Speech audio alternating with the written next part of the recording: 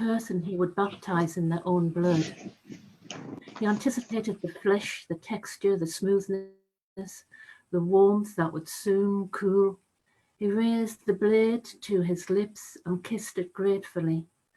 This weapon that brought him so much pleasure. The time was ripe. His foot jerking rhythmically with impatience. Then he heard the sound of heels tapping their way towards him. It was her. He could see the moonlight glittering on her hair. He visualized the pillow box red lipstick she always wore, the colour of her blood, he thought, as his mouth watered. Now his arm raised and came down in a slashing motion, ripping through her jacket and into her chest. He glimpsed her eyes, wide in shock, as she crumpled at his feet. He knelt, savouring the moment as he cut and cut and cut. He stared into her eyes, watching them fill him over, whilst the blood pooled darkly beneath her. He wiped his blade tenderly on her jacket and licked his fingers, tasting the blood, her blood, savouring the metallic flavour that lingered in his mouth, carefully placed his blade into its red crushed velvet bag, pulling the drawstring tight like a noose around the neck, with a sense of satisfaction. His blade that never let him down, not like people, he thought as he sauntered off to celebrate his triumph in his local. So that's that one. The second one is about a walk I took. It's a nature one, so a complete contrast, called Nature's Corridor. Nature's corridor, wending its way through the city, green and verdant in the rain. Heavy leaves swollen with water, pathside green, sodden, bowed, head down the planet's droop, brushing the earth below, abject.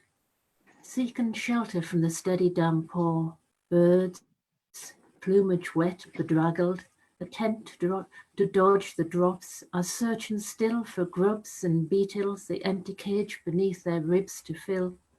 The swift-footed fox, safe in its home, rabbits deep in the earth, curled and warm, small creatures burying deep beneath, empty stomachs waiting for the rain to cease. Along the tarmac up above, the cycle path is quiet, only the solitary walker, sheltering under their bellowing brolly, stray drops from their nose and dripping, hand welded by the cold to the iron shank held aloft. Its spokes clad in pattern-coloured bright, the only distraction from the sodden green above, alongside, and as far as the eye can see.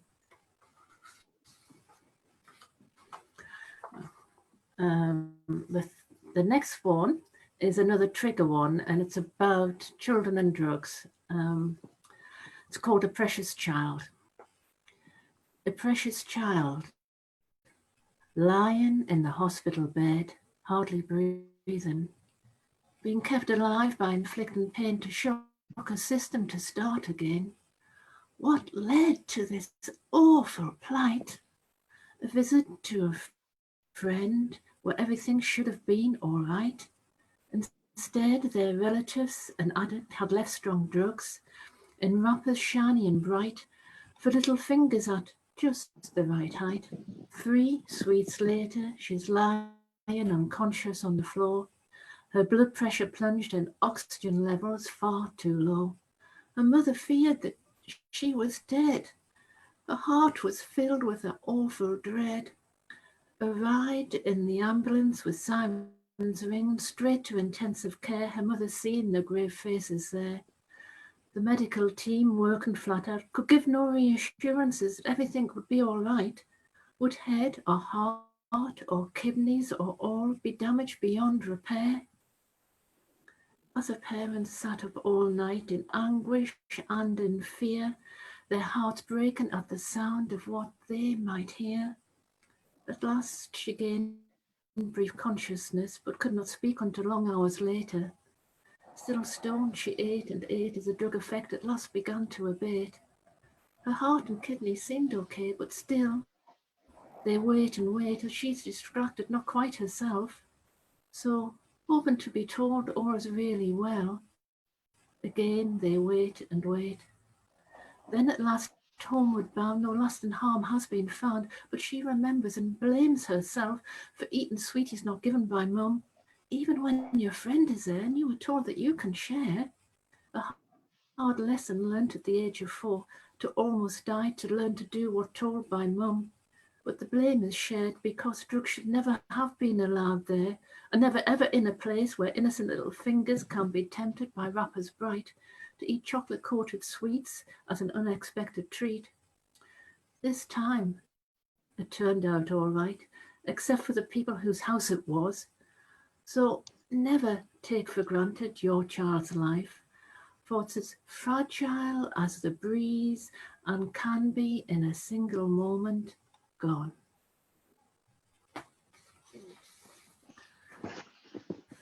And the very last one, if I've got time, Steve. To be honest, Sorted one. Christine, you put in about 8 minutes, so 7 minutes or so. So are we okay calling it? Yeah, no, that's fine. The fantastic stuff, and we'd love to, obviously, you know, it's great stuff, and you're welcome to come again and read the rest of them. That's brilliant. It's just with it being the first one as well, it's hard to gauge it sometimes. But yeah. Probably went about 7 minutes, which is fine. I've had somebody sort of cry off at this message anyway. Okay. That's why I asked, because I wasn't sure how long it took.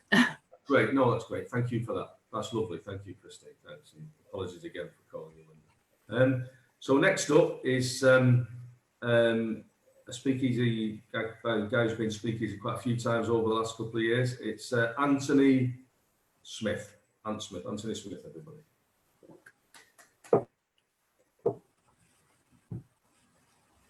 Hi everybody.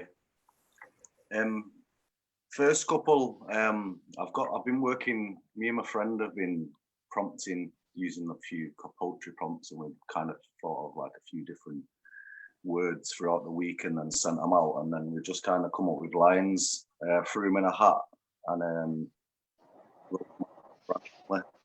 come out with quite interesting. So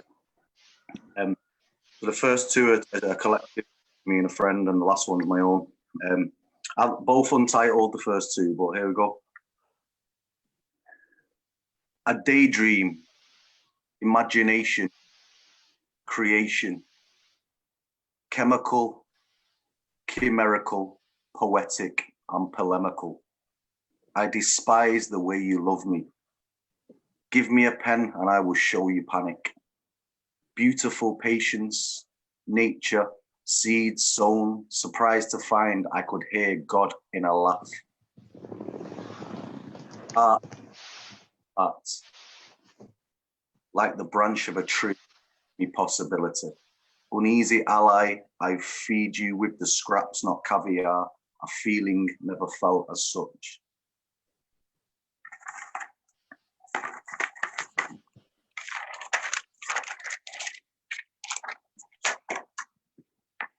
Number two, loose upon the waves of endless empty days. Time slips through quaking fingers. Perceptions, perspectives, projecting purity.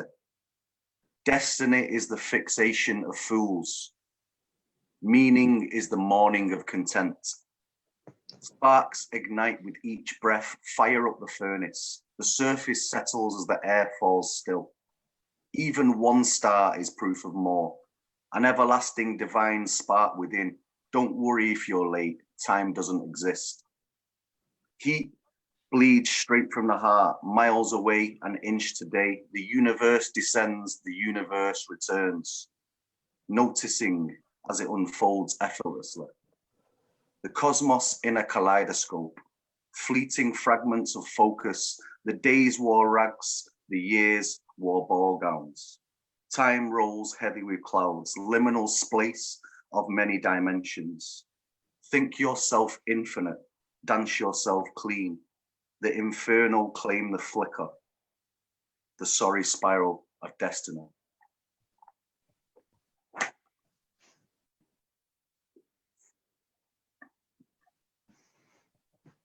The last one's beautiful creativity.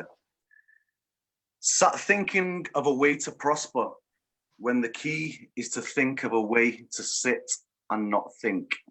Be nothing and just feel the surge of emotions, then come back to the gentle breath.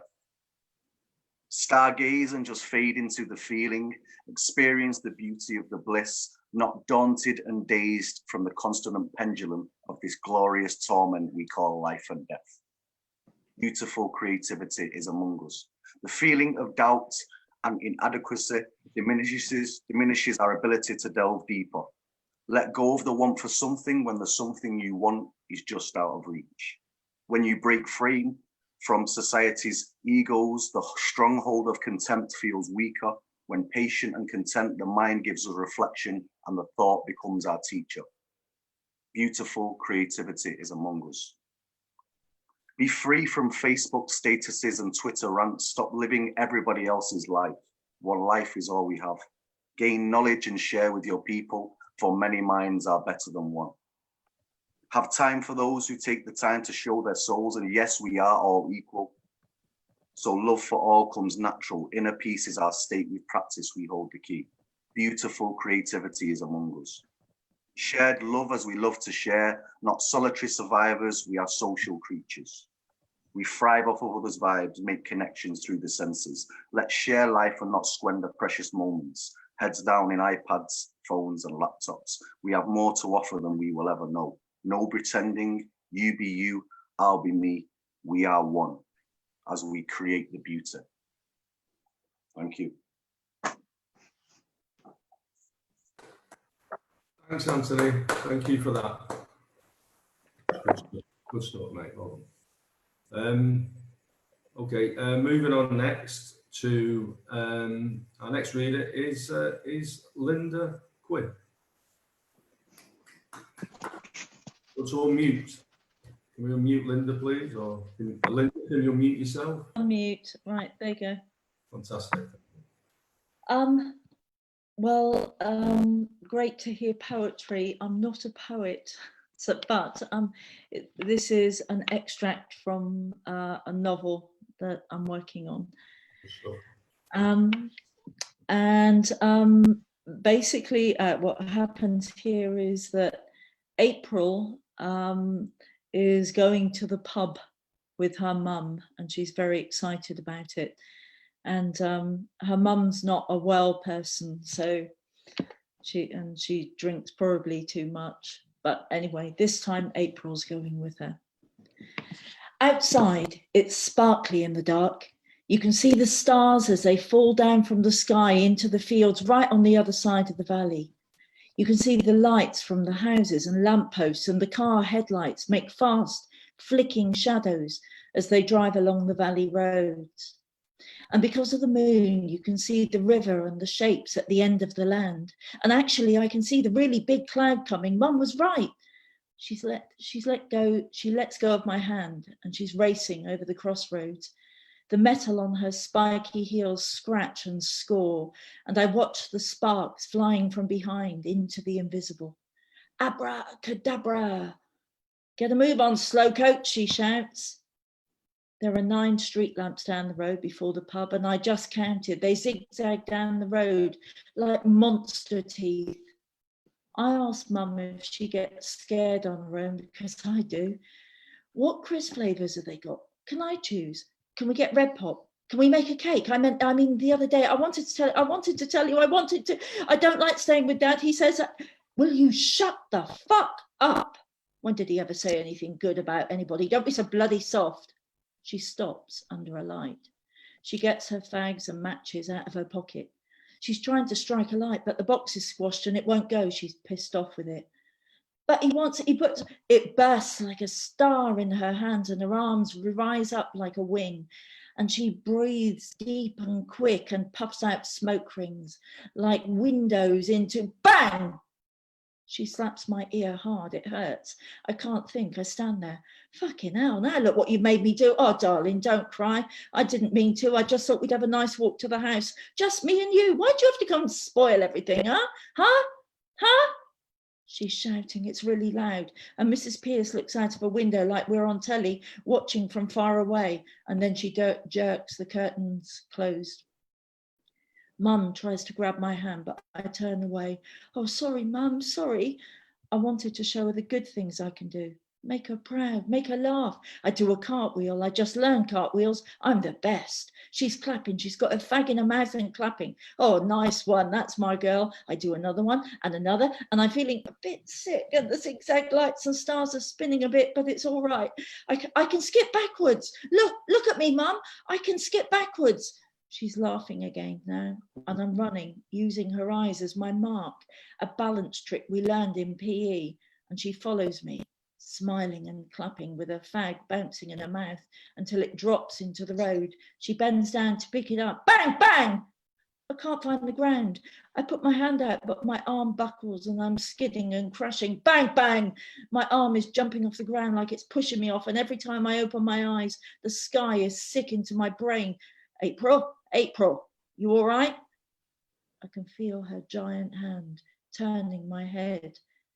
I can hear a fast river, angry fishes swim in me. April, get up now, you're scaring me. I open my eyes. Mum is crouching beside me on the road. I can see her knickers. She quickly takes a last drag of her fag and throws it to the ground. She stamps it underfoot. April, come on, get up. Let's go and get a drink. You'll feel better. I sit up, but when I try to push up with my hand, it really hurts. And I stare at it, and the skin is curled and bleeding and broken with dirt and grit. And Mum pulls me up by the back of my jumper and starts brushing me down. Where's your other shoe? Says Mum. My red jelly bean sandals with silver buckles, my best thing in the world. I look around, and we're by the top of Church Lane that goes down into pitch blackness, and the street lamp shines down and her eyes have black shadows, and I feel my fingers slip through the soft grass. Mum, I can't find it. Help me. The grass is dry and scratches my sore, and I try not to cry, but tears come out my nose. Oh, for God's sake, April, we can't go along to the fucking pub without your shoe. What with all that bloody snivelling? Stop it, or I'll give you something to cry about. If you didn't spend all your time trying to show off, this wouldn't have happened. Find your fucking shoe before I get back. They don't grow on trees. I duck to avoid another swipe. And Mum turns towards the pub, and I watch as she walks away, and sparks fly behind her like dragon spit until she turns the corner, and I can hear her shout, "Find it! I'm sick of it!" I want to find my shoes. I'm sick of it too.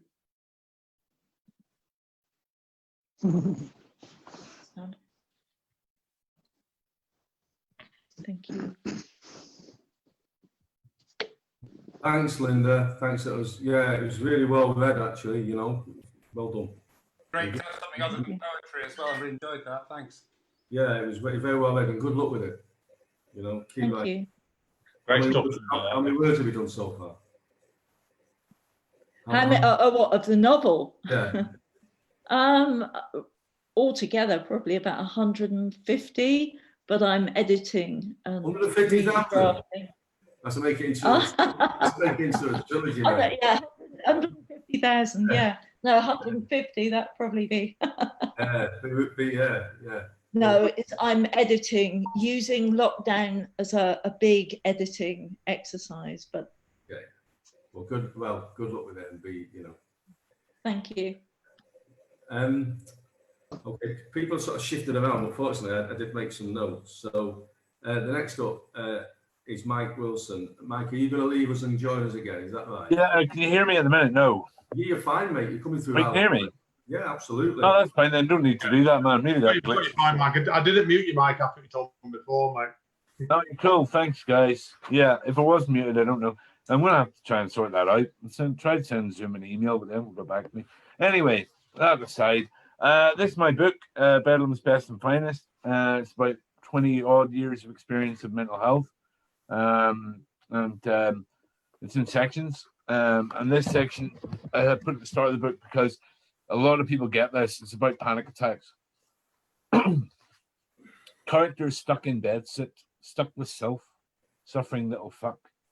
Smoke, though your eyes roll upwards. Smoke, though it's destroying you. Those hands don't even shake, but your core does. Earlier, those lights looked pretty, didn't they? There was a horrible feeling juddering through you, no gap between you and the world, breathing in over and over, and the bus screamed in your head and all those people as you fell through your eyes. You can't even tell yourself how it feels.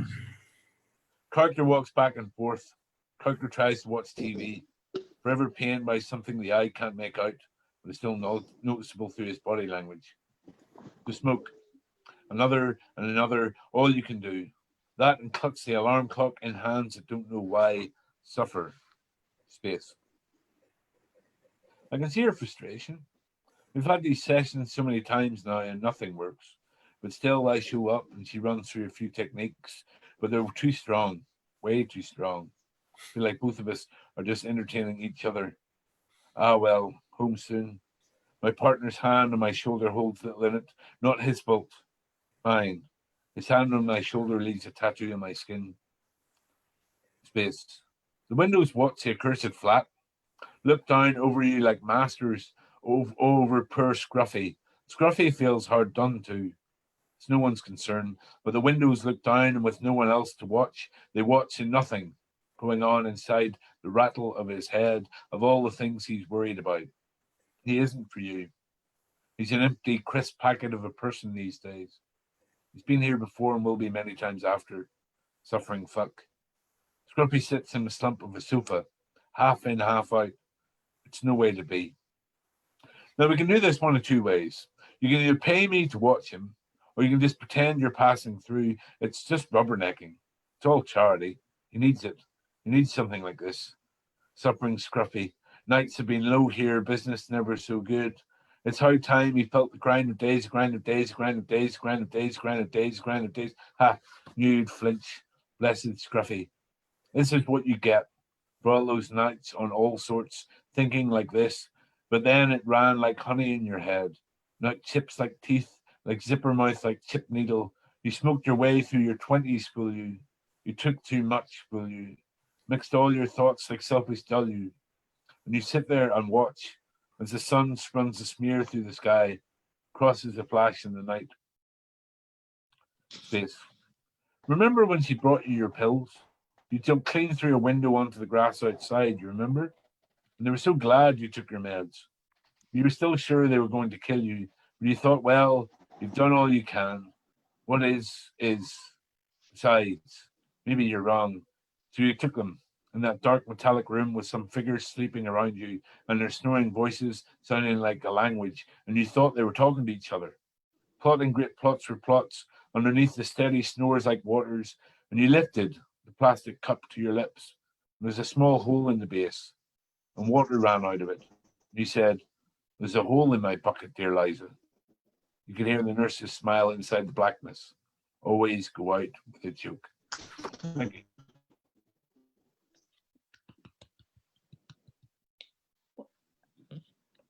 What's the name of the book?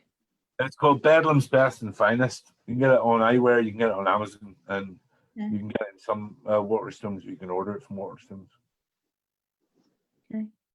Mike, do you want to put it on the chat column as the title so people know what that is? Yeah, I'll put that up now. Then. Yeah, good point, Andy. Thank you. Thanks, everybody. Thanks, man. Good luck with it, and good empty crisp packet of a person. Oh, thank you. Yeah, very good. Thank you.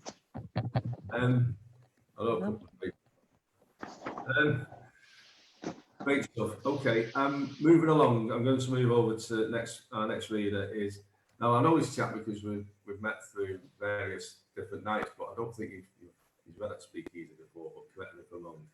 It's the next reader is Ian O'Brien. Thanks, Steve.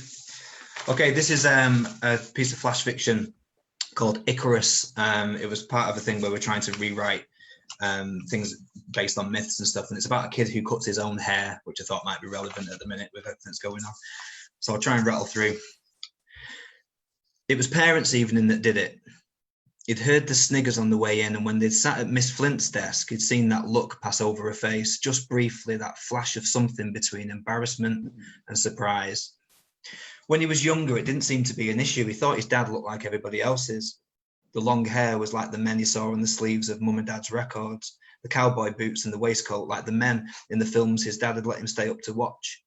He'd felt grown up then, like it was their club, perched on Dad's knee. The spaghetti westerns, a kind of ritual, a glue that bound them. He would laugh wide-eyed at the saloon fights, the men crashing over the tables, taking whiskey bottles with them. And his dad would swig at his own lager, and the smell would mix with tobacco, and for a minute he would be in the saloon itself. He'd pretend to understand the jokes that his dad laughed at and didn't feel embarrassed when the dusky barmaid toyed with the string on her blouse. But here in the bright sports hall of his new school, with its neat tables and plastic chairs, everything about his dad stung him. The shoestring necktie with the buffalo skull, the denim shirt with the dog-eared collar, the tassels on the jacket, and of course the hair, the greying curtains that he'd twist when he was nervous and bite the ends of, like he did when Miss Flint welcomed them over. His dad looks like Jesus, Finn had whispered, just loud enough to hear, sat with his friends at the next table, while the teacher tried to get his mother to look at the red squares on the handout, and the words fluttered in his stomach. He didn't hear a word Miss Flint said. The room swam with sound, filled until it felt like the room itself was laughing. The chair beneath him felt hot, and he hoped Miss Flint couldn't smell the whiskey on his dad's breath. Surely she must. And when he reached forward to shake her hand and the shoal of tassels shimmered, he felt his stomach grip, and he watched his dad's hands, coarse and frayed, the fingers nicotine yellow, her hand in his, gentle, like a trapped bird. Before, his mum used to come to parents' evenings, before the chemo. She was so easy, would glide in conversation. She knew all the teachers, most of the parents, and she wouldn't embarrass him. Even when she ruffled his own long hair, he never felt this, what he felt now, this swaying, writhing, flapping thing inside. He found himself chewing on his own hair. And later that night, he stood in the bathroom mirror, the TV downstairs, a dull bleating. He recognised the theme tune. It was something he'd watched time and again, but this time it sounded so thin. He didn't know if his dad had called up to him. He hadn't heard if he did. Everything seemed far away, at sea. He took off his shirt and looked at himself, saw the boy he thought his father must have been once, imagined the grey flooding his own long hair, one strand at a time. He took the scissors from his pocket. He had sneaked them from the kitchen, the one his mum had used to cut her own hair that time. She hadn't cried. Her eyes dark and hollowed, dried wishing wells. The same scissors she had used to snip the sellotape when wrapping presents, cut the tags from new clothes, school uniforms. They were heavy and adult in his hands. The first snip felt cold like a funeral kiss, just an inch, the hair sudden in the sink, making his chest pulse. The scissors fluttered again and more hair fell, the sink fuzzing, again and again, a rain of hair landing in uneven clumps. He looked in the mirror and a new face was emerging, blooming. Again and again the hair fell, not too close, a voice somewhere in the saloon of his mind filtered through, just enough to make them stop, enough to look like the others, enough to be invisible. But again the scissors fluttered and again the hair fell, closer and closer to the scalp he cut, snipped, quicker, deft, his heart opening like a dawn chorus. The mad landscape of his new head was emerging, cratered, pocked like the surface of the moon. He stopped. His breath both timorous and hard, both ragged and steady. The face looked back at him. His cheeks were ablaze. The eyes revealed, no longer framed by the long hair, his father's hair. The eyes shone with something like defiance and something like panic at the same time, both trapped and free. The hair was close and uneven. He thought of his mother when the chemo had taken most of her hair. Did he think it would be like that? Well, it wasn't. It was something else. Less chemo warrior, more Nazi collaborator, he thought, and wondered if Miss Flint would appreciate the illusion. That's when he remembered the clippers, the ones his mum had used when the first hair had shed like down. They were on top of the bathroom cupboard. He climbed, feeling older, stretching. He looked once more at the new face regarding him in the mirror, blank, ready. The clippers came alive in his hand, a heavy whirring, and he was steady when he brought them to his head. And when he was done, the face was his again, both new and known. And then he felt it, her hand land on his shoulder, light as sun. He looked in the sink. The hair was like feathers, and the smile spread across his face like a wing. Thanks, everyone. Whew. I can breathe now. I'll breathe and mute myself. Cheers, Steve. No, That's excellent, Ian. Thank you for that. Really, I think I was really engrossed in that problem.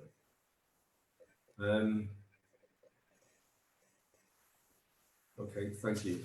Next up is definitely a first timer to Speakeasy. It's Helena Ascough.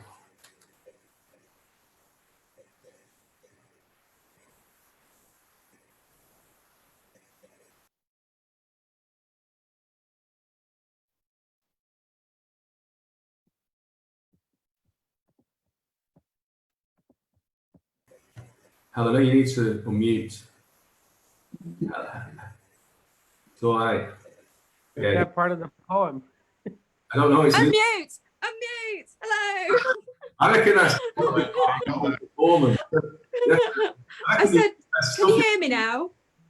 Yeah, fantastic. Yeah. Yeah. Loud and clear, as we say at work on the radio. Good.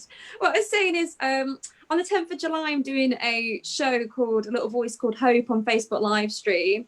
And if anybody wanted to watch it, you don't have to donate, but I'm doing it in collaboration with All the World's a Stage project. So that's earning money for like local theatres because they're not doing so hot at the moment. So this is a poem from that, and it's called, when I find it, it's called, hold on, Dumped in Quarantine. So yeah, I hope you enjoy it. Dumped in Quarantine. Okay. Dumped in Quarantine. It started off great. We were in it together forever, when actually we only lasted to quarantine day 3. That was pretty mean. You see, where do you expect me to go? Now the bars, the pubs are all closed. I cannot go to my mum's because she's got a runny nose. And I thought we were going to Netflix and chill. And now we are 24-hour Netflix and absolutely no chill. This is so awkward. Could you not have picked a better time? I mean, we still need to pay the rent and we need to work online at home, but we cannot be alone. Your grandma has the flu and your parents don't even like you. So how many more months before we get out of here? God, you half pick your timings, don't you? They say there's going to be a baby boom. Don't expect me to come anywhere near you unless you wash your hands. More like a baby bust. Oh, it must be over soon. Blimey, 4 months stuck with you. Pass me the hand sanitizer. Thank you. So I'm just going to do another one from the same set. I'm not going to give it all away because hopefully you'll watch it, possibly, hopefully, yeah. And this one is called Forgotten. I watch the blossoms float on the tree outside my door, like gorgeous spaceships. This is where I live, in the present. I'd forgotten how beautiful it was, the mystery, the drama, how basic our needs are when we look past the superficial. I'd forgotten how strong I am. I watched the wind rustle, the long grass that sits by the sea. I'd forgotten that we don't need to be seen to be free. Forget-me-nots are brave, are they not? For they grow every year into the unknown. And now it is your turn to remember what you had forgotten and grow. Thank you. And I'm going to do another one when I find it. I've got time, haven't I? Have I got time? Yeah. If I can find it. It's the pressure it's getting to me. This one's called The Date You Never Wanted. I'm the blind date that you left. I'll start that again. I'm the blind date that left you blinded by my anarchic beauty. I'm the organised chaos you didn't know that you didn't want. I'm the sore spot that sits on your skin in the place you cannot reach. I'm not what you wanted, but that's okay. Hello, I am your blind date. I want someone who still believes in romance, in love letters and chocolate oranges, who writes poems on the toilet, who will kiss me occasionally and nod along to my nonsense. I promise I am worth your time, I think. I want love from a distance. I don't like being touched. I don't know where your hands have been. Look, it's not you, it's me. I'm sick of your sick. Can you not reach the toilet seat? My hands smell of bleach. The only beach you take me to is Blackpool. There were condoms on the floor. I'm pretty sure one was yours, so it's not you, it's me. You look okay side on, but forward facing, you're pretty as a picture, an abstract expressionistic painting. If you don't know what I mean, your nose is wonky and you only have 3 expressions: bored, ignorant, and stupid. It shouldn't have been Cupid that stuck an arrow up your backside. I wish that I did that. But putting our differences aside, goodbye. It's not you, it's me. Thank you. Thanks, Helena. Thank you. Thank you. Okay, I hope to see you again at Speakeasy. Welcome back. Okay, our next reader is it's Penny Sharman, who's a poet. Penny, you need to unmute. Right. Can you hear me? Yes, loud and clear. Okay. Hi, everyone. So this first poem, there's just one name you might not know. It's Isadora that I mentioned, and she was a dancer. Okay. Lessons from the larder floor. I'm hiding in the larder, the cold, small room with a sliding door. I'm small enough to sit under the stone slab where Mum keeps the bread, cheese, and butter. I'm hiding from my brother, who teases and goads me, chases me around the house. Sometimes I run up the stairs over the red patterned Axminster carpet, and I think the brass rungs are like jewels that shine and hold everything in place. Sometimes I reach the bathroom and lock the door until he goes away. I sit on the loo and pray for a sister. It's taken me over 60 numb years to realize I don't get boys or men. And I ask myself, do I really like their different ways? Heads big as boulders. I know I hate them in bother boots. I know I like their kisses. I'm hiding in the larder. I can't reach the shelves which have jars full of Mum's homemade strawberry jam and plum chutney, her pickled shallots, tin containers of flour and sugar, everything to feed our day-to-day hunger. Through the crack in the door, I see Mum look at me. I read her mind. She tells me she's always been good and let men govern her life. She whispers in my ear, run free, girl, run wild. Don't let men steal your zest, your dance for life. And I start to move my feet on the cold tiled floor, and I Isadora my way to freedom, 1 year after another. Sometimes I keep my mouth shut and give my spirit away. Sometimes I bellow so loud I frighten the boys away, and I never see them again. But I can laugh whenever I want, run upstairs, lie down on my big bed and just be me. Thank you. I hear you. I hear you. So this next one is a lockdown poem from a dream that I had. It's about my mum, really. Mum at the airport. Dream, 4th of April 2020. For some unknown reason, I'm going to America and Mum's by my side. We both have suitcases. This is strange, as I have not been on holiday with Mum since I was a teenager. The time we went to Butlins in Minehead, and I hated every minute of it. You can tell if you look at this black and white photo of me, the scowl on my face and the disapproving glance from Auntie Marge and Lottie. But Mum's so young in that shot, so beautiful. Because I've never flown anywhere or left this island before, it's odd I should be going tonight with Mum. We are on a bus travelling to London Airport, and there's a boy freaking out with fear. So someone gives him an injection to put him to sleep, and his dad is taking a last drag of his cigarette, and he chucks the butt on the floor. Of course, I feel outraged at all of this, but can do nothing as my mouth won't move. Mum is old and small. She has her hoodie on and another one over it.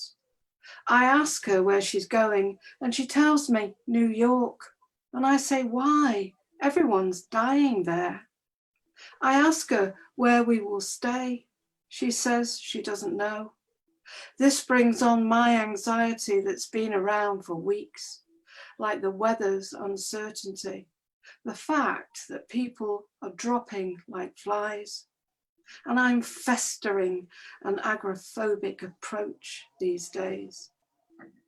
At the airport, Mum keeps moving so fast, I lose her several times, as if she's not really here at all. And I can't believe her speed, as I've only seen her walk slowly. In fact, she took her time with everything. I always wondered how she coped losing her mum at the age of 3, being sent to boarding school at 5, and how lost she must have been travelling from Calcutta to Eastbourne at 11.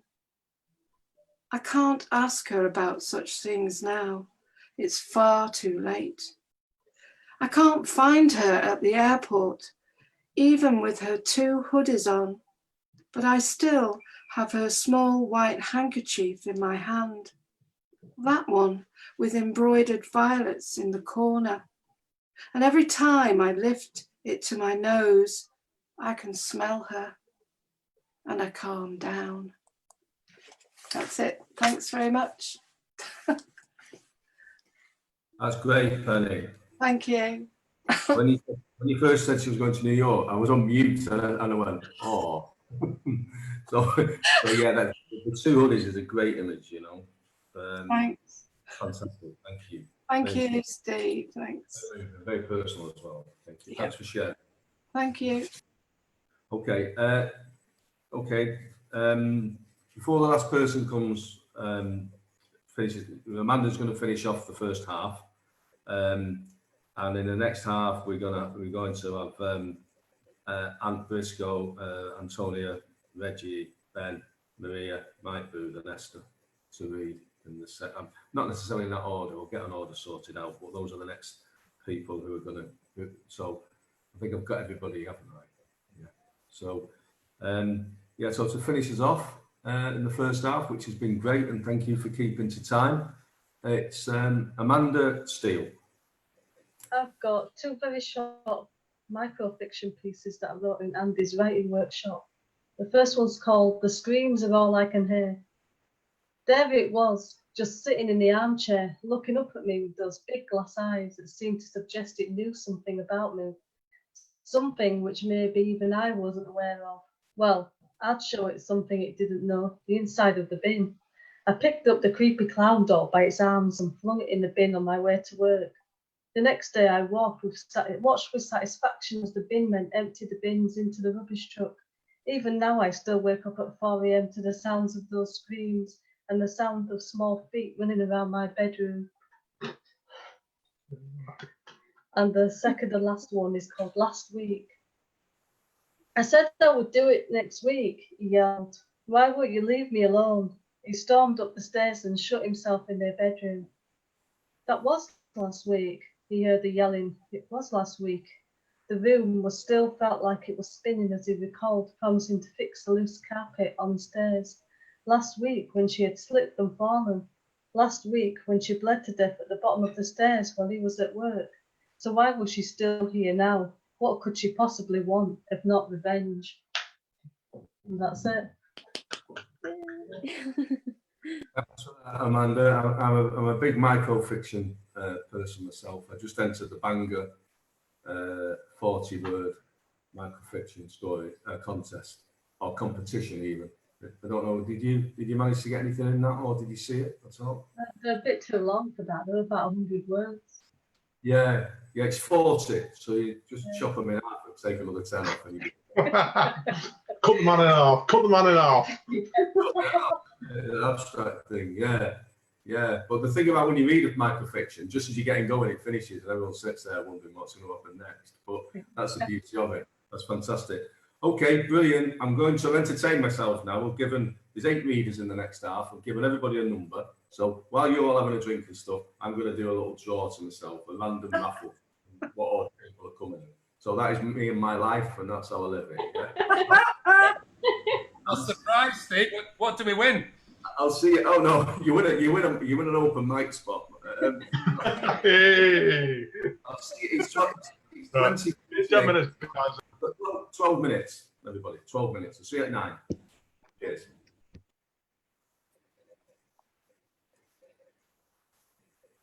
Did I do all right, Anne?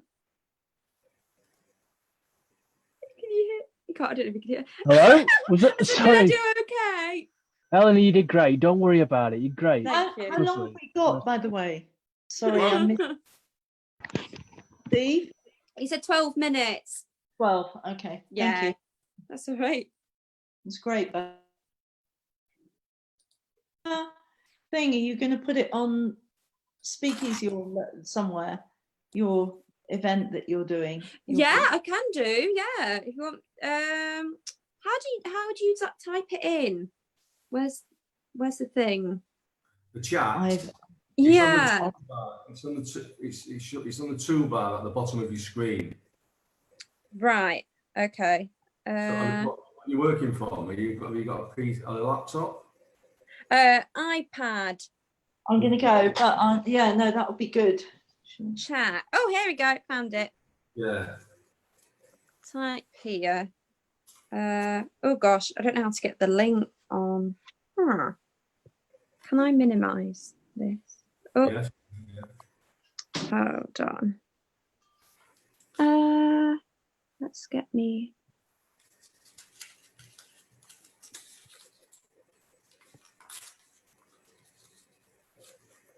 Okay, and I'm making the draw now for the next half. It's like I can pretend I'm at Willems St Anne's doing the FA Cup draw. Can't I? Isn't that where the FA is? It the FA? I don't know. I can't answer that. I think it's used for the Football League headquarters. Oh, did it? Seriously, yeah. It was Lancaster Gate in London is the FA, but Willems St Anne's used to be the Football League headquarters. That's where they used to run it. Back before the Premier League, before you were born, probably.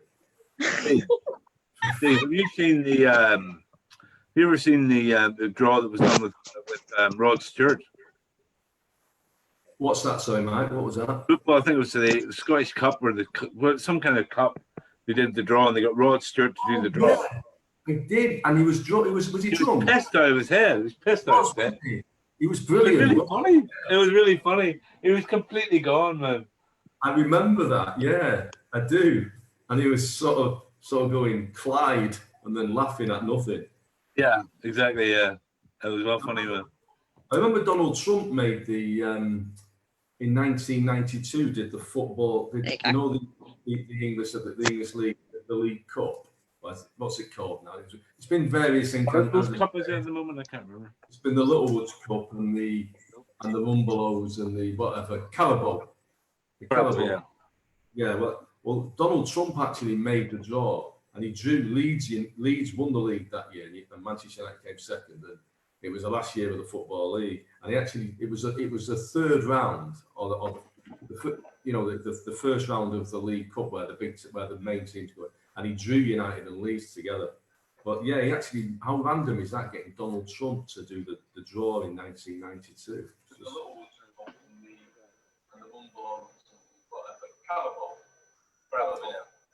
Yeah. Donald Trump actually made the draw. He drew Leeds won the league that year. It was the last year.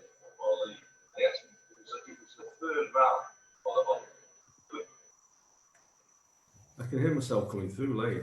Right, I'm going to make the draw now for the second half, if anyone's listening. Number 4, Ben. Ben's up first. All the drugs are worn off by then. So Ben's up first. Number 1, Ant Briscoe is second.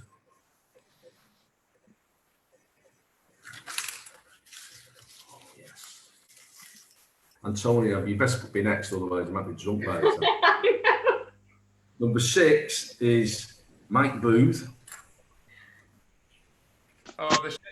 Please. Following out. Oh, this is very high tech. It is. Look at the draw there. It's, look. Number 7, Esther. Esther's number 7. Esther's 4th.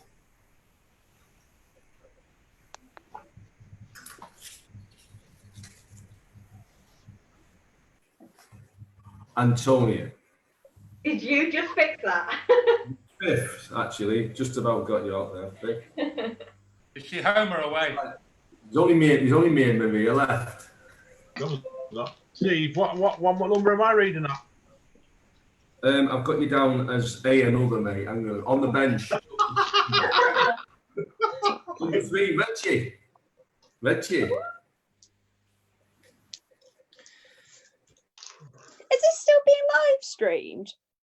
Yes. Brilliant. Number 5, I Maria. heard my name. Yeah, it's just that what order you're in, mate, that's all. And Well, then Andy, Okay. and then me. I've got like one very short point. I might even do a 140-word story, and that's me finished. Okay. Okay. Hey, Steve, didn't you win it last year? Second, mate. I came second. Yeah. Well, good luck. Thank you very much. I'm hoping to go on better, but you can't tell with competitions, can you? Because No, you can't. you know, Well, you know what they say, Steve? First the worst, second the best. There you go.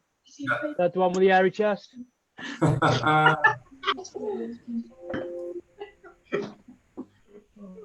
the one I thought was best didn't get the one, and yeah, so it's funny, isn't it? It's just how it works. I don't have time to make a cup of tea, do I? Yeah, you've got 6 minutes. Yeah. It's fine.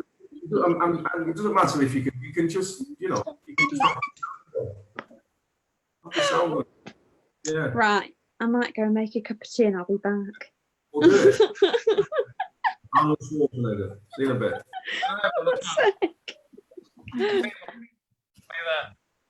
I can't help you. Okay. So, Linda, did you like my story about the Skipton Building Society mortgages consultant? Oh yeah, no, I thought that was mad actually. That somebody just not knowing where Manchester was anyway, but for a building. It's not the first time I've had. I mean, I love going to London. I've got friends there, etc. And I missed not being there this year. I've missed it, but I do come across from time to time that sort of vagueness that people have with the North, and people who are fairly educated as well. It's a bit, it's not the first. Those 2 examples. Well, mind you, I come from the West Country, and there are people that don't know where London is. So Yeah. Well, the West Country is that all? Is it? Another country or something. Yeah. Well, I do. I guess it's weird though. That sort of vagueness, really, about. I mean, it's not as though Manchester. I'm not just saying it's not as though Manchester's a small place, is it? You know what I mean? Well, exactly. It's one of our main cities. It's like, if they didn't know where, I don't know, somewhere like Cambridge was or something, that might be. Cambridge, and I didn't know where Manchester was when I was 13, 14. No, this guy works in Skipton Building Society. Yeah, I saw it. Yeah. Called the Building Society. But the first story again, it's a true story because it was the first holiday abroad I had with my wife, or my ex-wife, and there was a few of us, a group of us, and we were going to France, and we stopped in London on the way to France, and a friend of a friend, and it was like being in an episode about Fab, because there was a duplex penthouse we stayed in. I mean, it was massive, and it was overlooking Fort Wapping, News International. Oh right, yeah. And it was, she was lovely, and we all went out for something to eat and everything else. And she was really nice, but she did ask me if that was Manchester near Glasgow. It was incredible that somebody could earn so much money and not know that Manchester was. Yeah, no, it is. Well, it's sort of near Glasgow, sort of, but it depends on your perspective, doesn't it? I suppose, I mean, nowadays, it's even more that you would expect people to know, just because there are so many visual things all over the place and talked about. It's talked about a lot. I mean, when I was a kid, you know, probably people didn't talk about anywhere beyond where they lived. I don't think people didn't travel so much. And but I can tell you that in 1986 in Brazil, we knew Manchester because of Joy Division and the Smiths. So, boom. But was that everywhere in Brazil? My daughter-in-law, my son is married to somebody from Sao Paulo, and I mean, she's not at all into culture. Oh, you're from Sao Paulo too. Oh, Yeah. Okay. Yeah, So, yeah, she. I do know the I Northeast, think but yeah, she's in not the an indie 80s kid. Yeah, and in the 80s, in the goth Yeah, period. no, she wasn't. Yeah, I'm not sure where Sao Paulo is. I think a disco queen. Yeah. Oh, disco, yeah. I don't remember the Mancunian disco scene. There was one apparently. The hacienda back in the 70s. Clubbing, yeah, the club scene. No, kind of pretty nice though. Actually, no, I remember Manchester for theatres and stuff. But I used to act and touring like lots of small places in Manchester. What companies did you tour with? Well, one was the Irish Theatre Company and the Free Fall Theatre Company. Oh, cool. Was it like, did you do TIE or was it more theatre based? Sorry, I'm a theatre student. I've just graduated. Oh, so okay. No, it wasn't. I didn't do any TIE actually. It was all. It was like a small. But in those days, I mean, this was in the 80s, really. I'm 60 now, so it's kind of a bit, I suppose it's all, I don't know whether it's changed or, but, no, it was independent little theatre companies, and we were all very radical, you know, and experimental. You know, no, I worked with lots of very physical theatre for a long time with, some people from South America and then in France and Spain. Oh, cool. All over then? Yeah, no, pretty much. Because I think in those days it was also easier to make those alliances. I think now there's such a shortage of money that it goes too big. I mean, I think in the 80s there was I don't know, at least briefly anyway, there was a bit more money for that sort of thing. I don't know, there was a bit of a boom and companies like to be able to invest in a bit of art, but which, now it's just much tougher, I think. Definitely. Especially right now, though. I really hope it. I mean, yes, I know lots of people now that are really, you know, most of them, because of that, they're still in theatre or acting, writing, or, you know. Yeah. And it is very, I know. No, good that you're doing this thing, which is why I just thought, oh, you know, maybe try and come to it. Yeah, well, it's online, so. Where though? Oh, so I've put the link, so it's on my Facebook. So it's like Facebook live stream. That's how I'm doing it. Okay. Yeah. Right, hang on. Let me see. Okay. Oh, Sorry, you put it on Speakeasy. Oh, what is? Why have you all got a separate thing? Have I put it on the wrong thing? I don't know. I can't see anything. Yeah, look at the Yeah. chat window. The chat window, a couple up. I can see it. You can. How long? I've got running order. Amanda, you cracked me up. Love that, Penny. How long? Oh, Helena, It's all right. Yeah. Helena, you sent it to me as a private message. Oh, that's why. Yeah, at least we'll be able to watch. Yeah, not very technical. In the first half, I sent Anthony Briscoe a message saying, "Well done, mate," and he hadn't been on yet. It's the wrong Anthony. As I said, I'll take it. I'll take it.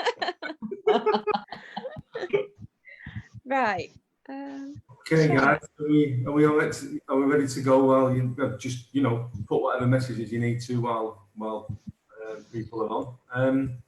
Okay, first up. Okay, so I'll put them on in order. Just to remind you, it's Ben, Ant, Mike, Esther, Antonia, Reggie, Maria, Andy, and then I'll finish off with something very brief. By that time, people will want to. Okay, got it. Okay, that's great. It's up there, yeah. Brilliant. Okay, first up then is Ben Willems.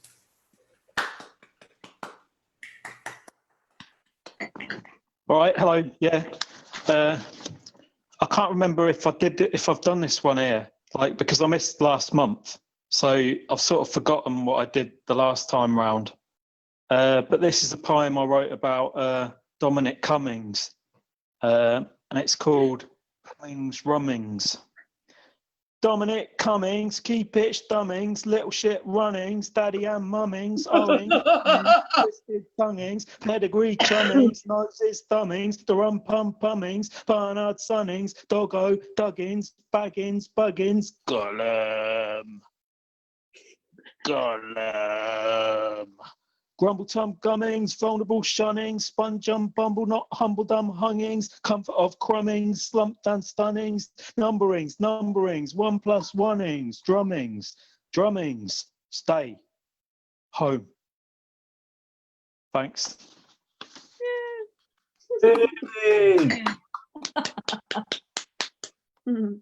So I'll just do another one. This is something I wrote in collaboration, I think, with two other people, Dermot Glennon and Nathan Williams. So it's really choppy and changey because we did one line each, I think. So this is called Black Friday. The toaster explodes too. Much condensation in the electrics. It'll be the pearl kettle whistling. There it is. Signalling time for sweet FA, lists of names.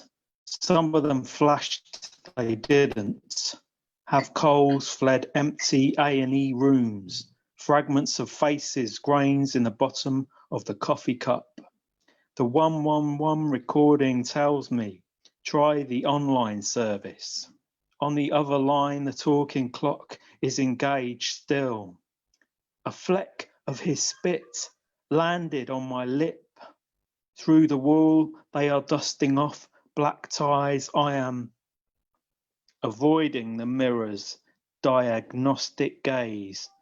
I start an argument. I know I can win, but it is easier to keep stirring. Something bubbles up from the mid-90s. Richard Ashcroft. Vision is interrupted for an emergency announcement over the tannoy system. The nation's cider supply has been severely impaired, though Perry will be readily available by the summer, ministers confirm. As I said, severely impaired. Happy shopping. Thanks, cheers. That's me now, I'm done, yeah, thanks. Okay, Ben. Yeah. You've got time for one more short one, mate. It's up to you. Oh no, that's it for me. Thanks. Yeah. Thanks, Ben. Thank you. Great way to kick us off. Thanks very much for that. Next up is Ant Briscoe. Hey everyone. This is brand new, as in I literally just printed it out about 5 minutes before I came onto the Zoom call because I only just finished it. And it's called I Want a Pint with David Attenborough, and it is literally about me just really wanting to go drinking with David Attenborough. So it's I want a pint with David Attenborough. I want to know what he thinks. We could talk about roaming herds, nesting birds. I want to know what he drinks. I just want to have pints with David Attenborough. I want to get drunk with David A. We can do it during the day. We can have a few sneaky tinnies in the park, stay till it gets dark. And I'd be like, David, look, what animal is that? And he'd be like, it's a duck, ant. Can be found anywhere. I've been to the Amazon. Why'd you ask me about that? I just want to have pints with David Attenborough. I don't care what he wants to drink, and I don't care about the cost at all, knowing that I'll be paying, and I'm sure he has refined taste. It'll cost lots, and I doubt he'll settle for 4 cans or 2 for 10 quid on wines down the shops. We could just sit and talk about what he saw in the Galapagos. I'll just sit there, and I encourage him to boast about life of mammals, life of birds, life in the undergrowth. I'd sit and just listen to any stories of his, especially because we're in the pub and it's about to be the pub quiz, because I know we'll nail the science and nature round, and I'd like to think he'd get a bit cocky. It'd be a bit like, bitch, I own this town. But then we would both just fail miserably at the top 40 music round. But that's okay, because pub quiz etiquette is if you know you're not going to do well in a round, and you acknowledge your knowledge on that subject is thin, you get up, you go over there to the bar, and that's when you get the drinks in. I just want to get drunk with David Attenborough. I'd wait until he had a skinful, and then I'd ask Dave, mate, in your opinion, what is the shittest animal? And he'd go, bonobos. They're no-goes. Mollusks are bollocks. Fish are pricks. Primates are ingrates. Cats are twats. Ants are pants. And I'd just have flashbacks to when I was bullied at school. But for his money, we are the worst animal.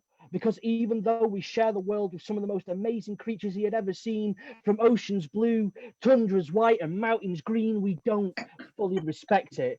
Even with meetings like the G8, G20, we only say we try, while some of the most beautiful animal species, genus, trees, forest, habitats die. And I would just see the smallest drunken tear in his eye, and I'd be like, don't cry, Big Dave. We're friends now, we've been drinking all day. Don't cry. If there's one thing you have done in many ways is open people's eyes to wonders and worlds they may never see in their entire lifetime. And in the immortal words of that amazing band, The Streets, I'd sing. And now, before I do this, I just need everyone to just wave, just back and forth. Just wave back and forth. Dry your eyes, Dave. I know it's hard to take your mind off our destruction. And there used to be more fish in the sea. Dry your eyes, Dave. I know you tried to make us see how much this pain hurts, but you've inspired people the world over. It ain't over. And I tell him that the youth of today have heard him, his message, and they are trying to have their say, and I have faith that they will save the day. So don't cry, don't be sad. It ain't all that bad, lad. Then I'd cause a cab and we'd have a kebab. I just want to get drunk with David Attenborough. Thank you.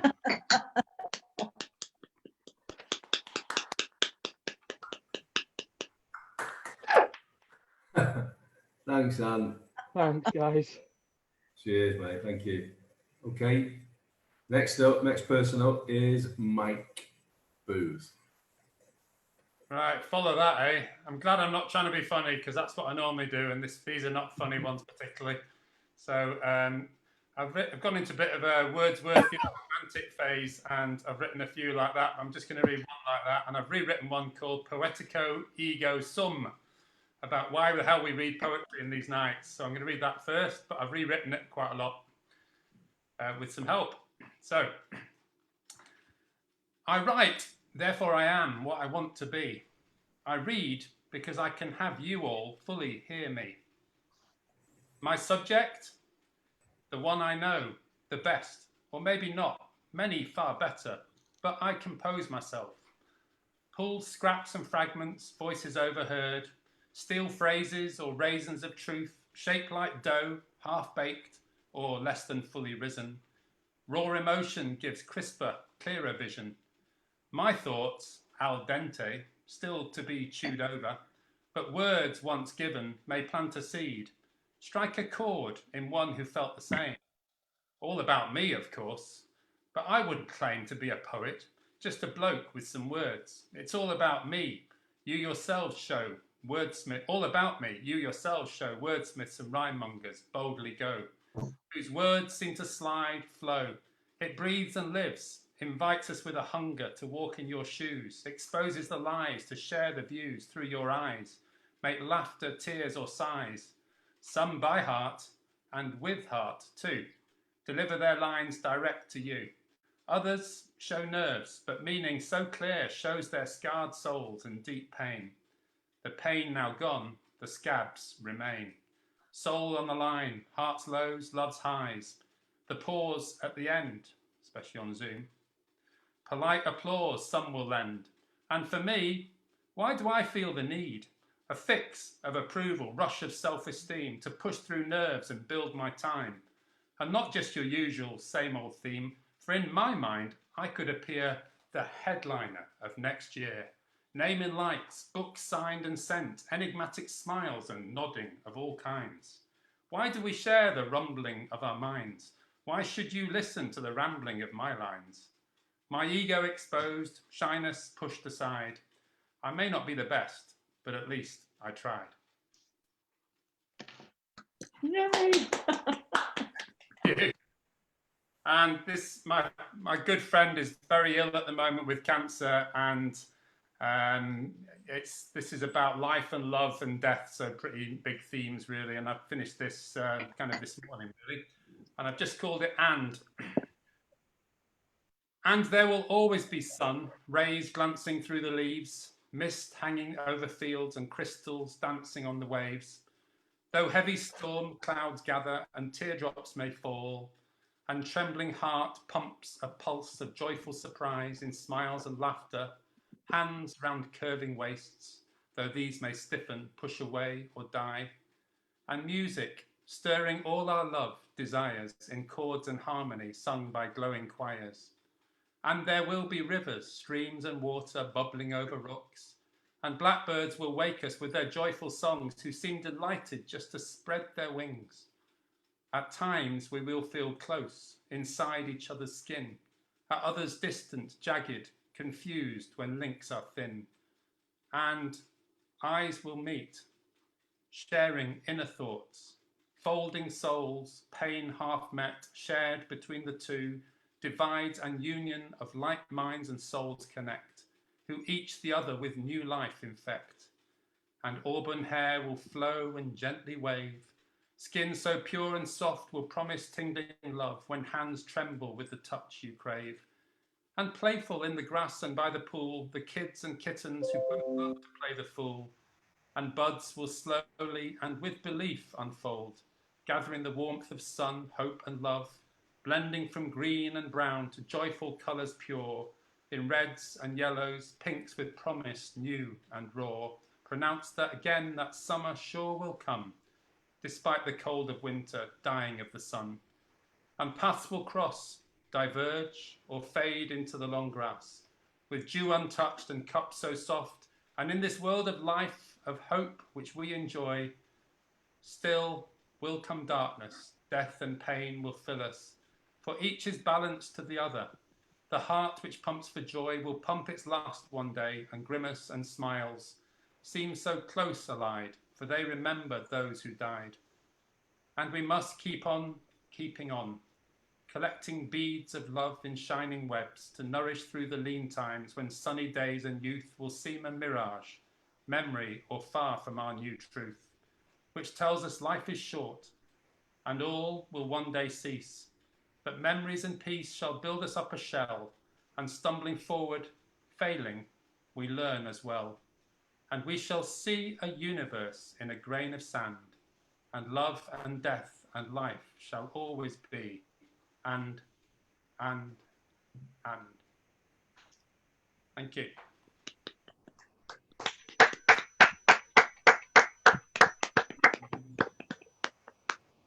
Good stuff, mate. Thank you for that. Okay, our next reader is Esther Koch. Hello. Sorry, much like last time I was on, I look half dead. but you know, deal with it. I'm gonna do. I've got a few new ones, strangely enough. That never usually happens. Can you all hear me okay? It always sounds like I'm talking to myself. I can't get my head around it. Yeah, I'll do my first one. I'll do is called No Madness in Our Music. We can be demigods, loyal to our better selves, sans mortal ego. We can sing revolution until it ricochets off the astral planes. Let our tenets circulate the starscape, consult Makeda, Queen of Sheba, and the one respectfully known as Mediba. Ride Pegasus into ethereal Ethiopia and greet Princess Andromeda. The constellations are inlaid in the dome of our one consolidated cathedral. From Europe to Africa to America and back, a rhythm of unjustifiable evils. But now we can do more than just listen. We can start dancing. By the thud of our feet, no justice, no peace. By the bend of our knee, no justice, no peace. When the status quo cedes, we accrue justice, we install peace. So that was my first one, about the Black Lives Matter movement. This one, I'd kind of been working on for a while, and I kind of finished it off the other day. I was watching Anna Karenina. I love Russian history, so this one is called She is Tsarina. I'd fancy you more if you flung open the door at 4:15, dead on dawn, looking half horny, half forlorn, a stone heavier for the soot of the steam engine and the brawn of revolution.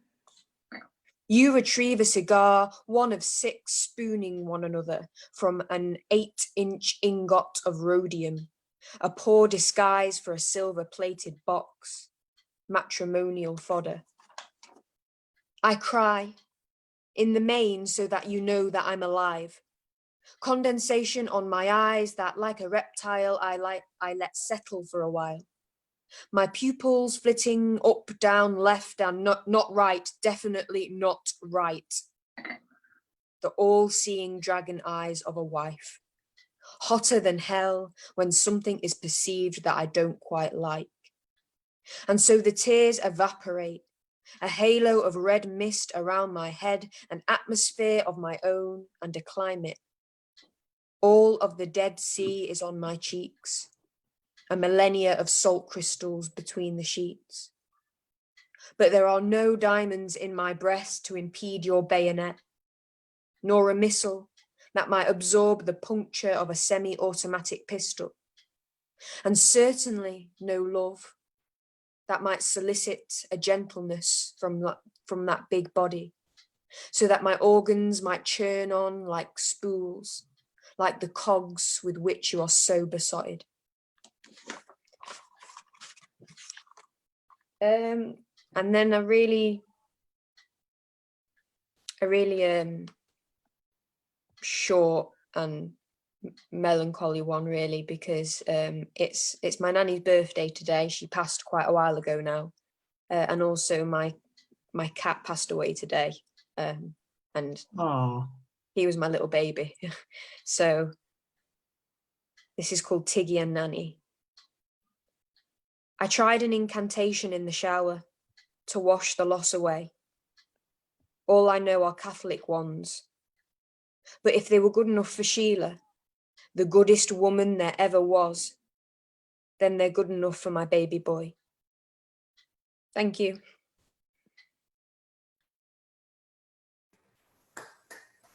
Thanks, Esther. I'm sorry for your losses. Thank you for sharing that with us, and thanks for your previous work there as well. Next up is Reggie. Reggie, you are.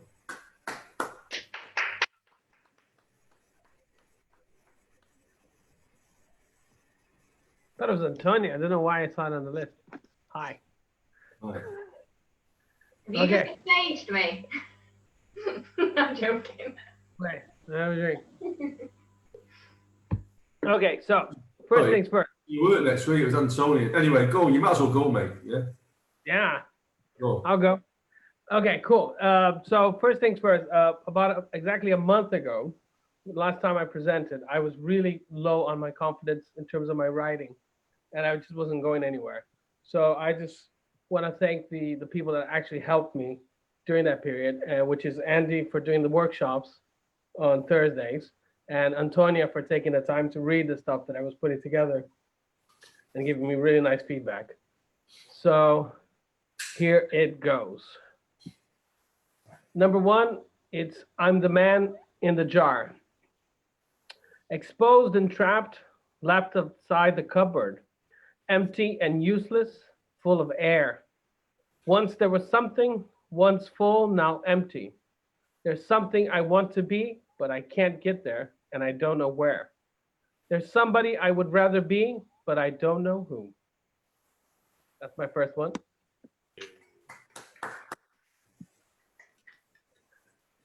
Drink. Number two, T for time. Time wrestles its way through, grabbing and thrusting, pulling and pushing. Time is weightless, but yet heavy. Time is unnoticeable to the naked eye, but yet leaves marks like a whip on the flesh. Time isn't a choice. Time does what it wants.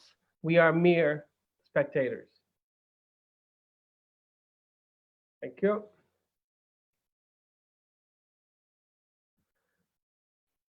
And number three,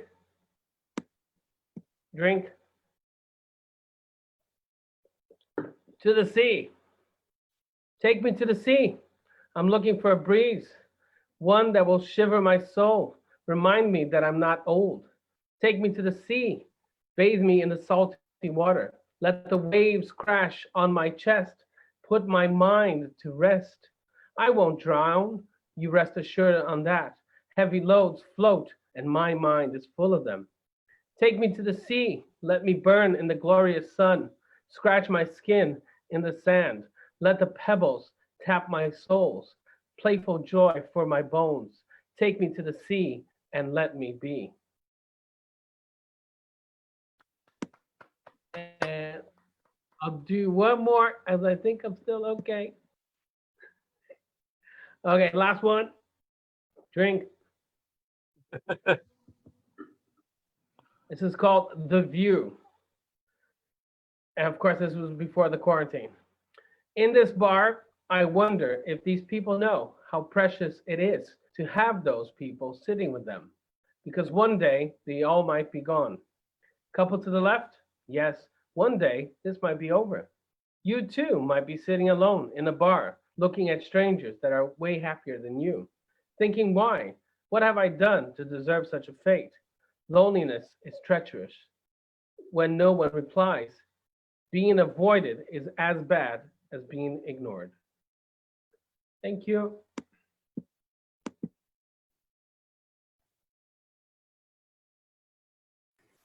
Thanks, Reggie.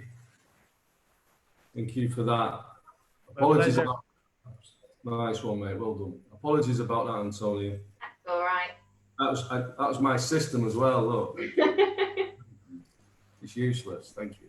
Okay. Next up is Antonia Fusaro. Thank you. So I'm going to read. I'm going to try and squeeze 4 in, but we'll see how we go. All of which I've never read out loud before, so we'll see how we fare. The first one is a 2-parter. This is I'm just readying my words, part 1. I'm just readying my words, he said. I'm not sure if it's because he's not ready to say them or I'm not ready to hear them, so I wait. I don't know how to say this, he says. I can see the words in his throat. If he's not careful, he will choke. I don't want anything to change. I'm enjoying the gentle sway of the limbo, but everything will change. I can't stop thinking about you, he says. His honesty catches my breath, but I don't look away. It's ruining my life, he says. He blinks as if to punctuate his words. You preoccupy me and it makes me nauseous, he says. He's not forcing the words, they're falling from his mouth, his beautiful, honest mouth. I wait for a pause, for him to change his mind or gather momentum. I hate that I can't control how I feel he spits, trying to get the bitterness from his mouth, his beautiful, honest mouth. All I want to do is touch you, he says. I think about how you will feel in my hands, he says. He opens his palms, well rehearsed. I'm unsure of my cue, I stay still. I've built a life I can't undo and you don't fit into it, he says. You don't belong in the space I've created for you. It's just too small for all of this. I'm frightened by how I feel, he says. I tell him that I'm frightened too. His honesty makes my heart too big for my chest, and experience suggests that this will ruin us. And this is I'm just reading my words, part 2. I'm just reading my words, she said. She looks nervous but not under-rehearsed. I've listened to yours and reluctantly obeyed, but now it's your turn to hear what I say, and I know exactly how to say this too, she says. I bit my tongue till it bled, I've recited it in my head, and I know you don't want anything to change. You're so used to having it all your own way, and that's fine for you, but we are not just you. I can't stop thinking about you, she says, but not in a nice way. It's ruining my life, she says. You really should look at her. You preoccupy me and make me nauseous. Everything tastes like sawdust. The censored words are pushed through clenched teeth. I hate that I can't control how you feel, she spits, trying to get the bitterness from her mouth, her beautiful, honest mouth. All I want to do is touch you, she says. I think about how you used to feel in my hands. She opens her palms, remembering. You know your cue, but you miss it. Of course you miss it. I'm frightened by how I feel, she says. And I know you built a life that you think you can't undo, but I moved and I changed and I ruined mine for you. But I'll never belong in the space we created. It's just too small for all of this. Thank you. And probably squeezing just one more, I think. This is one I wrote this week. There's an ongoing theme. This is called Just a Bit Much. Maybe it's because I'm a bit much, never not enough, more a little too much. Maybe I suffocated you with all that I gave. Maybe there was just too much of me in your day, but I was so sure that you'd invited all of me in with phrases like, I never want to be without you, or don't ever change who you are, or maybe I just interpreted them too literally. Maybe all of me is indeed too much of me. And that's fine for you if that's how you feel, but maybe you should have explained that to me. There were so many chances for you to tell me about this. Like after you fucked me, or just before we kissed, or maybe when we were discussing you leaving your wife, or just before your empty words ruined my life. You absolutely could have slipped it in passing, at breakfast, as we checked out of the hotel. Maybe you just forgot. Maybe I was a built-up that was manageable at first, with my sexy bitten lip and my unquenchable thirst to make you feel brilliant. But maybe I am too much. Maybe I need to rein it in, calm it down, chill it out, relax a little. Shove my heart back in my pocket and leave my sleeves organ-free. So I don't take too much of your time, with my heart full of feelings and my emotional ways. Yet, with all that said, when I feel properly. I don't skim the surface, I go in deeply. So that every smile could break my face and every tear knows its place, and that is falling hard and puddling fast, with heartbreak so fierce it's built to last. And if that's the price I have to pay to feel everything in my she's a bit much kind of way, then I'd rather be too much for you and just enough for me. Thank you. That's me done. Thanks. Thank you. Drink. Whoa. Brilliant. Thank you. Great stuff. Thank you for that. Okay. Our next reader is Maria Burke. Hello. Read a prose poem. I've read it before at the speakeasy. Read it at the first one. And in lockdown, I miss performing it, so I'm going to do it today. The blood grapefruit moon. The blood-red super grapefruit moon peered down from a sky of semi-precious stones, carefully arranged as a hunter, a plough, or even a great bear. The sky velvet black with gossamer shroud, the ruby red Betelgeuse, the sapphire Leah, all the diamonds in between. The blue of the sky was the earth below, the sulphurous and almost ultraviolet electric earth stars. It was the stale night air that manifests between the black morning and the blue dawn. The sound dead in the streets, excepting only an occasional rumble as a car or a van flying past the road. The gossamer shroud had brought the cool summer rain, and even so early in the morning air had been mine, still, heavy, sluggish. A figure tall, black, in this magical air that comes before the light, threw off the shadow and carefully placed the shadow over another figure. The sulphurous gleam, mirroring the blood grapefruit moon above, illuminated a couple, magically animated. The nervous laughter, ringing and cutting through the silence like a shooting star.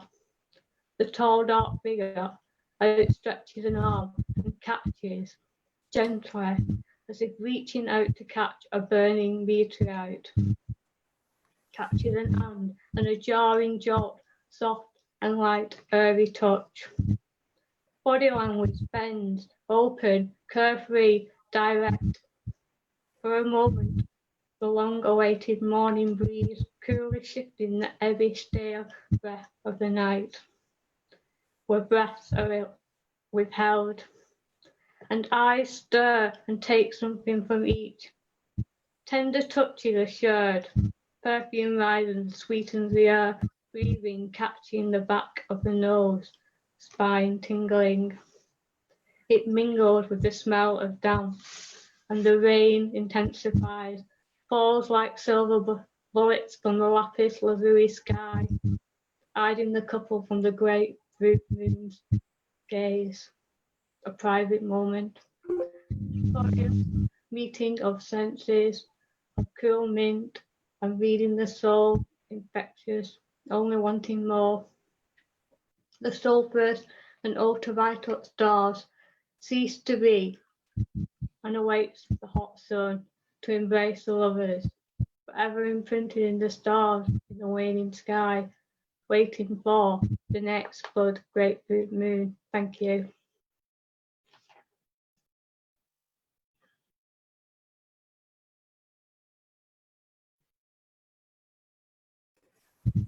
Okay, Maria, have you another one or have you finished?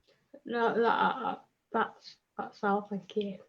Okay, I just wanted you to know you don't have a little bit more time. Thank you for that. Okay, great stuff. Okay, our next reader is Andy M. Hi guys, great night, man. Thank you. Right, okay. This is a bit odd tonight. I'm going to do 2 poems about cricket, and I'm not really a cricket fan, so this makes it more entertaining. So, but both of these are set around Denton Cricket Club, which is in the back of where me and Amanda live. So the first one's called Abandoned Cricket Ground, and it's about the things we're losing at the moment in society. Sipping into the past for a few seconds, I can hear the bowler swear under his breath when the Yorkie goes over his head in succession, almost like the batter is trying to hit him on purpose, instead of just being sat there alone, watching the grass grow longer each day. History was in the making then, of course, when the coin flew up towards the heavens, creating a ripple and a rupture as the third shot went towards the boundary, leaving us all sat there wondering how much longer this could go on for. Now, of course, even after lockdown begins to waver, these grounds are to remain shut, while everybody else's lives sprinkle back into work. Lying in bed in the shadows, with previously you will see my friends cheering furiously whether they saw a wicket go down. All that is left now is the bristling grass and the luminous clock they would bring out whenever they were playing a 40-over match, and the floodlights which wouldn't always come on whenever it went past 8 on a hot July night, if one of the teams had 2 hours instead of 1 for tea. All that is left now is memories lost in the shadows, folded into the edge of a shopping retail park, in a rhythm and abandonment when the shops reopened, instead of staring out the level meadow as another element of our lives fades away, perhaps never to be seen again. Okay. Right, okay. Second one is next cricket club down in Denton. There's 2 of them. Then Denton Cricket Club. There's a one called Denton St Lawrence's, which is about half a mile up the road. And I was at Denton Cricket Club a couple of days ago, and I got talking to an elderly gentleman there who came out with a story about the great West Indies player Clive Lloyd, who captained Lancashire for many years, also captained the West Indies, who played a charity match there in 1975, it turns out, which is before my time. But this poem I wanted to write about this and heard the story. And this is called The Day After Yesterday and the Day Before. The past is held in the uncut clearing all the way on the upper side of the cricket ground and past the greenhouse, which you reckoned must have had a few balls smashing through it over the years, and the nearby college.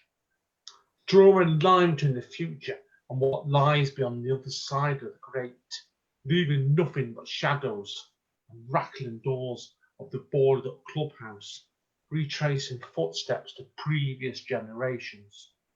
Clive Lloyd played here in 1975 once. He shouted out in the nearby distance to you for a charity match with a team of now forgotten other stars, casually stroking the 6 out of the ground before being bowled out the following ball. Causing him to drop a Guinness, he chuckled when Lloyd walked off with a huge smile and sat there at the corner of the bar afterwards once the match was finished, with the dusk whispering in the shadows after he autographed literally everything. Immortalising the most minor of memories, staggering home to a clip around the earhole drunk at 3 in the morning of his long passed away mum. When the world was brought to his knees decades later, pulling unexpected moments like shields in his memories, almost like it was the only thing that could protect him now. Cheers, guys. That's me done. Thanks, Andy. You mentioned Clive Lloyd, the West Indian captain. He was, I watched a documentary the other night on the West Indies cricket team. And I didn't realise that there's a guy called Frank Worrell in the 1950s. He was the first black captain of the West Indies. So before them, the captain of the West Indies was always white. Didn't know that, Steve. Thank you. Yeah, that's fine. Yeah, so thank you for that. Yeah, I'll just check everybody's read. Not missed anybody out. Yeah, I'll do a poem about a real person. Yeah, well, it's actually a fictional character from a TV program, and it's about the actor who played him as well. Okay, so it's called, and then I'll read a bit of a poem about a journey called Koch. I know I've read it. I know Ian's heard it because I did an early draft at an event that I hosted. But has anybody else heard a poem that I've written called Koch, as in the Welsh word CWTCH? No, okay, I'll read that then as well. So his first one is called Silver Heels. It's a short poem. Silver Heels. They invented me, so he had a sidekick, somebody to ride with. Superfluous, given his name. They gave me a name which means fool in Spanish, dumb in other languages. Not that I spoke much. They had me played by a native Canadian, decorated at Somme and Ypres, an athlete in the Hall of Fame. They claimed I was a positive cultural figure. So I asked them, what does Kinusabe even mean?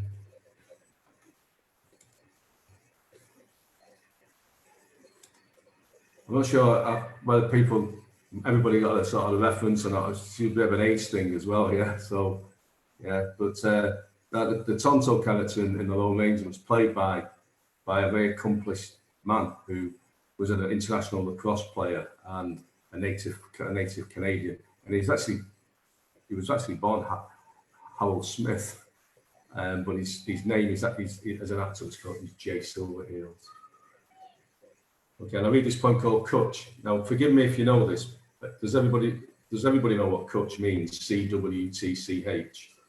Okay, so it's a Welsh. Okay, it's a Welsh word, and it's not really got an English equivalent. I suppose you could say it means a hug or a cuddle, but it's a bit like macho. You know, the Spanish word. It's sort of, it isn't. You know, it's a great word because, you know, when you translate it, you have to sort of use lots of words, and it's a bit like that with Koch. It's a Welsh word, and it tends to mean something like a cuddle or a hug. It's the closest thing I can come to. And it's say that there are no vowels in it. Okay, so it's C-W-T-C-H. Koch.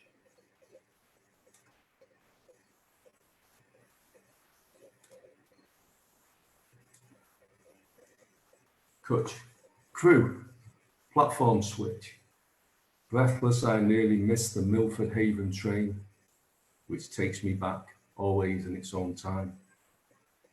Shrewsbury Station first, Grade 2 listed building, no accessible toilet. Past the old Salopian brewery and shop, Yallop, flashes.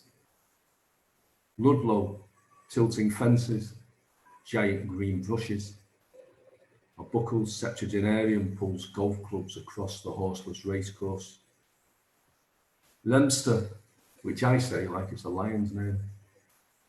Craven Arms proclaims the gateway to Wales. It starts to rain.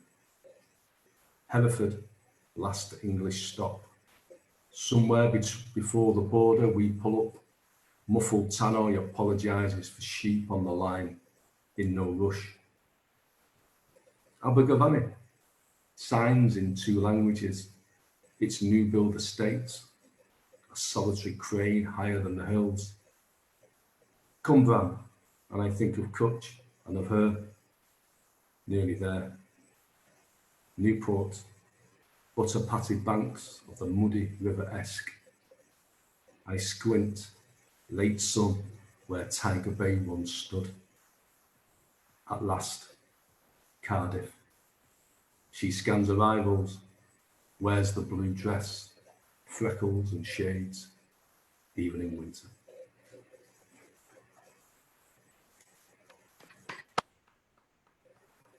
Thank you. Thanks tonight for everybody. It's been brilliant. Lots of really, really good comments, and you know, great comments for, you know, it's great that people have made new friends. I'm sure you have new contacts, new connections. Thank you everybody for coming. It's a great turnout. Lovely to see everybody. On behalf of Andy, Amanda, and myself, big thanks for supporting Speakeasy. Lovely to see everybody. Yeah, well done everybody. Well done all. Yeah. 17 stars tonight, guys. Definitely, everyone's been brilliant. Yeah. Actually, Andy, would I be able to do a very quick plug? Is that okay? Of course it is. Word Central next Thursday, a Manchester-based event with Tony Curry, and I will be headlining. That's Thursday next week, 7:30. Just look up Word Central. Online, Mike? Yeah, it'll be on Zoom, man. So if you go on Word Central, if you look up Word Central, they'll also be promoted What by. they've been doing as well, Mike, is they've actually been doing some of what we've done here tonight. It's been going live on Zoom. They put the code up quite late on. They've actually been streaming it live onto Facebook as well. If people don't want to log into Zoom. Yeah, that's true. Yeah, you're right, Andy. Yeah. Great. Can I plug something as well there? We run a night in Stockport normally every second Tuesday called Coalition, but we're doing it on Zoom at the minute. So if anybody wants to come along to that, we're on. I'll put my email on the thing, and if you just email us, and I can email out all the the code for Zoom and stuff. But if anybody wants to come along, it's the next one's the 14th. So it'd be great to see anybody there. That was really good. Anybody else with anything? Reggie, have you got anything to plug? I'm just happy to be here. That's the best sort of plug for that. I'm happy to be anywhere. If anybody wants to learn English as a second language, I'm a private teacher as well. I might need some help.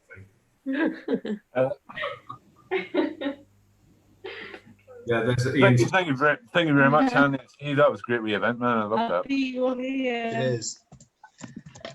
I really enjoyed it. It's been obviously the first time at Speakeasy, but it's been a really nice evening. So thanks. Got a really warm, friendly vibe going on, guys. Thank you for that. Yeah, definitely. Yeah, well done, Mike. Loved your stuff, man. Shall we all go to H&M tomorrow? Use the hand sanitizer and I'll let you in. I've heard they're all half naked, so I'm down.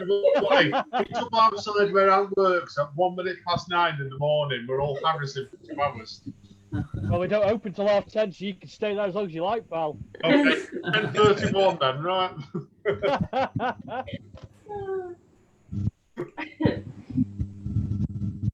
Great. Yeah, so everyone's got Ian's. I can recommend Coalish and Poet. Fantastic night. Yeah, it's probably best just if you just message on Twitter. It's probably easier to do it on there, and I'll just send you out the code. It's only because I can't find it right now that I can't just give it you now. But I'll just send it off to you. It'd be good to see anybody there. Thanks, mate. Bye, everyone. Thanks, folks. See you again. Everybody. Cheers. Enjoy the weather. Yeah. Bye.